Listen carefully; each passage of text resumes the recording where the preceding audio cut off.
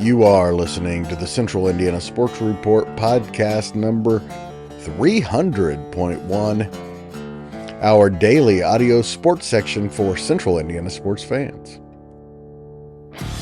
You're listening to the Central Indiana Sports Report with your host, Greg Mengelt. Good morning, good afternoon, or good evening, Central Indiana sports fans. Today is Wednesday, June 18, 2025. I'm your host, Greg Mengelt, coming to you today from headquarters in Jeffersonville. Producer Susie is in the control room. Coming up, we have updates on the Pacers that made a trade, and also have a pretty big game coming up on Thursday night. The Fever look to get past the Connecticut Sun and into the Commissioner's Cup Championship. Have to go through some pretty physical play to get there. A very interesting night in Major League Baseball. We have our College World Series Final Four. And we have a new Stanley Cup champion, same as the old champion. And for the second time this week already, the Indiana Fever have knocked the NBA Finals Indiana Pacers off of the top line with the top story. 10-point lead for the Fever. Midway point, third quarter. Sheldon all over Clark. And they get into it a bit here. Lexi Hall now gets in Sheldon's face. Caitlin Clark hits the deck. Big Ten against Big Ten. Ohio State and Iowa. Both in the same draft class last year. It is getting spicy in Indiana. And part of that has been J.C. Sheldon and Caitlin Clark just going at it all game.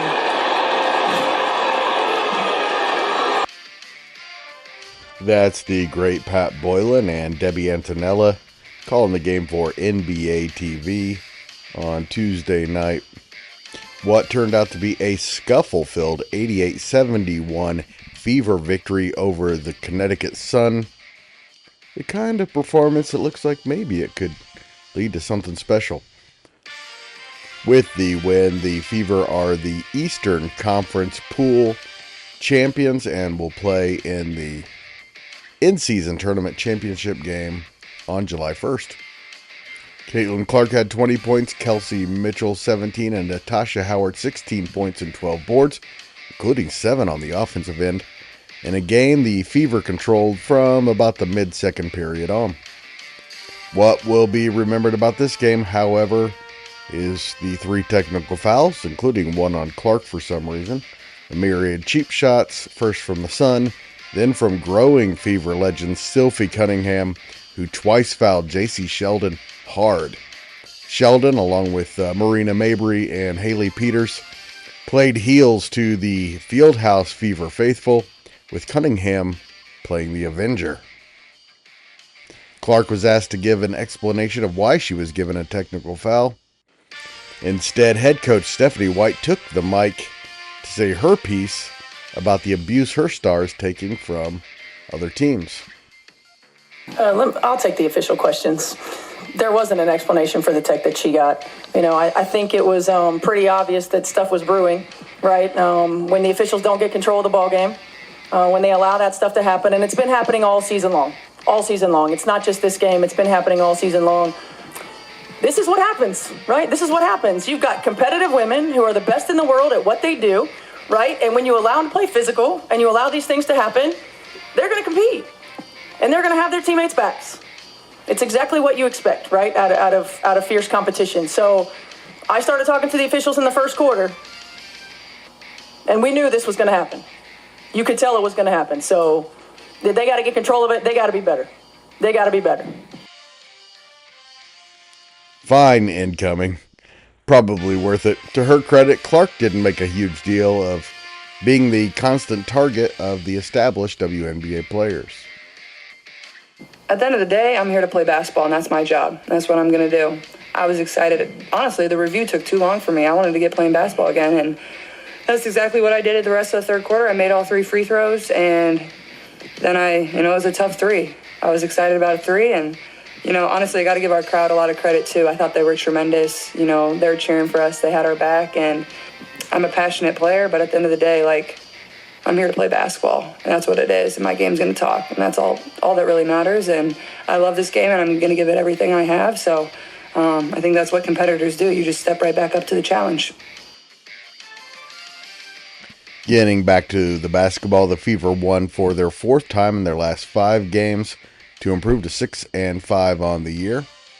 They'll be one of 2 teams playing an extra game this year, competing in the in-season tournament Commissioner's Cup Championship on July 1st in Minnesota against the 11-1 Lynx. The Lynx beat Vegas 76-62 Tuesday to clinch the West Pool. The tournament began last year and is played during the NBA Finals. The Fever advanced by virtue of their win, and the New York Liberty's 86-81 come-from-behind win over the Atlanta Dream. Coach White says that they were keeping an eye on the New York-Atlanta contest, but Clark said she had no idea what was going on in Brooklyn.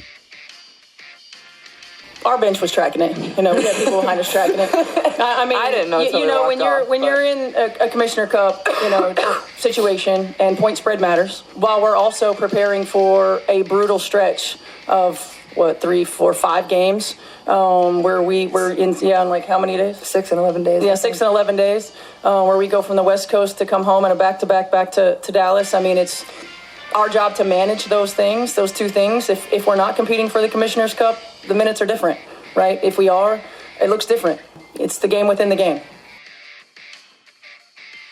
John Robertson, who was in attendance for Tuesday's game, and Tipton Tribune and Elwood Call Leader sports editor Michelle Garman joined me Tuesday night to discuss the Fever win, their spot in the Commissioner Cup Championship, and whether the WNBA needs the altercations, hate, and rivalries that are brewing with the Fever. The Fever are in San Francisco to face the expansion Golden State Valkyries for the first time in franchise history. That game is at 10 Thursday night on Prime Video. With the Pacers NBA Finals Game 6 the same night, we will, of course, not have a reaction podcast. However, when the Pacers season ends, we expect to have a recap following every single game the rest of the year with John and Michelle. Tyrese Halliburton was scheduled to have an MRI Tuesday evening with a potential calf strain. He says he intends to play in Game 6 in Indianapolis on Tuesday night, but we should know more on Wednesday. Halliburton scored just 4 points in Monday's 120-109 Game 5 loss to Oklahoma City. We're going to get more into the Pacers-Thunder Game 6 matchup in Indianapolis on Thursday morning Central Indiana Scoreboard Show. Plus, we'll have our Pacers report with Mike Rich, with guests Michelle Garman and Mike Hutzel, out at 2 o'clock on Wednesday afternoon. And our NBA Finals report with John Robertson probably on Thursday morning. But I do want to leave you with a couple of thoughts about the series. The last team to win Game 6 at home and Game 7 on the road in the NBA Finals was 47 years ago when the Bullets won Game 6 in Washington, then Game 7 in Seattle, where, by the way, the Supersonics had won 22 games in a row. However, most NBA Finals the last 47 years were played in a 2-3-2 format, so that couldn't possibly happen.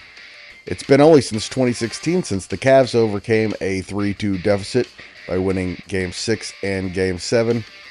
However, even that far back, it was a 2-3-2, and the last 2 games were in Cleveland.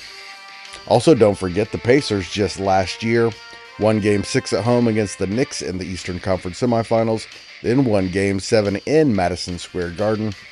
So the 78 Bullets and the 2016 Cavs have proven it can be done in the finals, and this Pacers team in particular has proven that it can do it. And how much more does this team have to prove to us that every time we think that they're dead, they rise? I'm really expecting a Game 6 win, and I'm predicting it's going to be Andrew Nembhard who's going to lead the victory. Also on Tuesday, the Pacers traded their 2025 first-round draft pick, the 23rd pick overall, to the New Orleans Pelicans for their own 2026 first-round draft pick back. The move clears cap space for this year and gives General Manager Kevin Pritchard to make a big move or even re-sign some of his own players. But I think something big is brewing this offseason with the Pacers. I think this team has made Kevin Pritchard believe the time to go is now, and he's going to freaking go for it. No idea what that move's going to be, but I also don't think he's ever gotten one wrong. A trade, that is. What he has gotten wrong, however, almost every time is his draft picks. So giving up the number 23 pick in the draft isn't that big of a deal.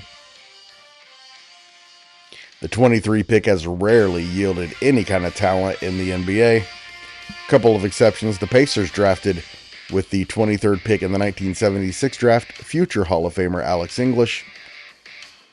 The Pacers, as they were known to do in the 80s, then traded him away for nothing, and he turned into a Hall of Famer in Denver, where he scored more points than anyone else in the NBA in the 1980s. The Pelicans now have the 7th and 23rd picks in the 2025 draft. The reign's going to continue. And now they're knocking on Dynasty's doorstep. The Florida Panthers back-to-back Stanley Cup champions.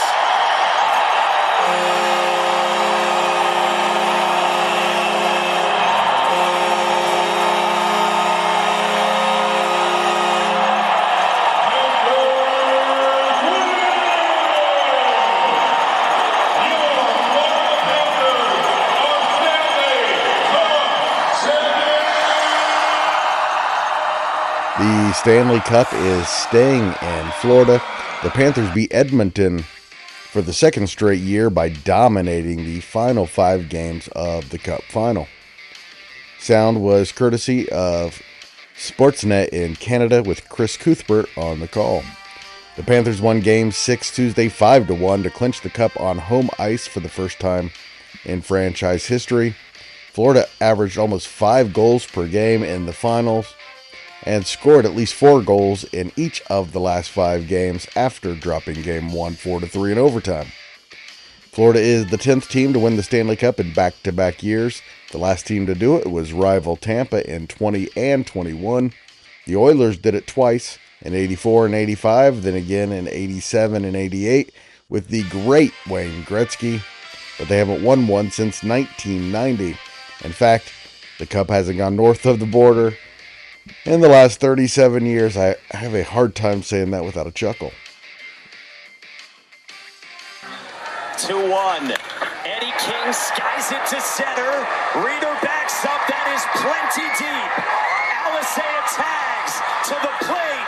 He scores, and Louisville lives!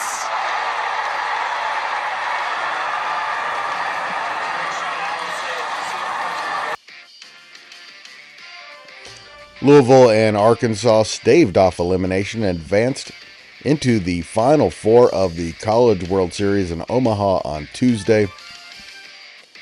After Oregon State scored 3 times in the top of the 9th to tie the game, Eddie King's sacrifice fly to center field scored sophomore Alex Alisea to give Louisville a 7-6 win and end the 8th-ranked Beaver season. It's the first time that Louisville has ever reached the Final Four of the College World Series in their 5th appearance. Later Tuesday evening, Arkansas eliminated UCLA, the Big Ten's only hope in the World Series, with a 7-3 victory. Earlier Tuesday, in a game that was rained out Monday, number 6 LSU beat UCLA 9-5 to hand the Bruins their first loss of the double elimination tournament. Number 13 Coastal Carolina and number 6 LSU are both a win away from the best of 3 championship series this weekend. Louisville will have to beat Coastal Carolina twice, and Arkansas will have to beat rival LSU twice to get to the best of 3 championship series. My pick coming into the tournament was Louisville against Arkansas in the championship. Both will have to win 2 games Wednesday and Thursday to advance to the championship series. The Cardinals and Chanticleers will play at 2 o'clock on Wednesday. The Tigers and Razorbacks at 7 o'clock. LSU beat Arkansas 4-1 to open Bracket 2 play on Saturday. Some quick scores around Major League Baseball. Starting in the NL Central on Tuesday, the Cubs beat second place Milwaukee and now have a 6.5 game lead in the division. The Cardinals beat the White Sox 12-2, and the Reds won for the 8th time in their last 10 games, 6-5 over the Twins. So now St. Louis and Cincinnati are tied for third, a half game behind the Brewers, and 7 games behind Chicago.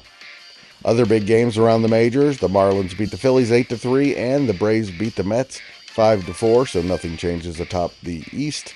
Cleveland beat the Giants 3-2, and the Dodgers got past rival San Diego 8-6. The Dodgers now have a 3-game lead atop the West. And the Angels blanked the Yankees 4-0. The last run from the potent Yankees offense came in the 9th inning on Saturday. A little bit of Colts news. The coaching staff says it has no major concerns about quarterback Anthony Richardson's shoulder soreness.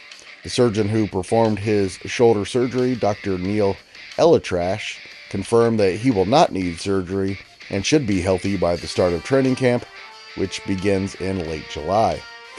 Colts head coach Shane Steichen has said on the record many times that the starting quarterback position is completely up for grabs between Richardson and new Colt Daniel Jones.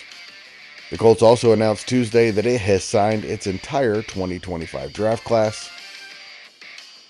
And Stephen Holder of ESPN reports that new Colts owner Carly Gordon said that she'll have a hands-on approach when it comes to running the organization.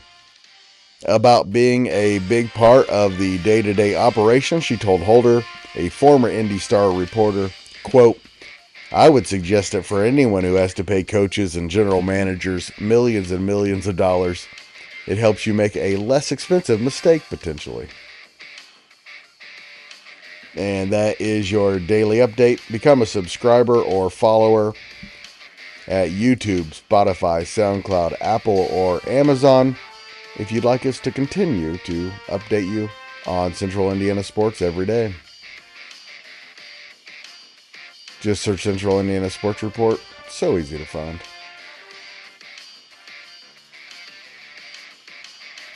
Thanks for listening.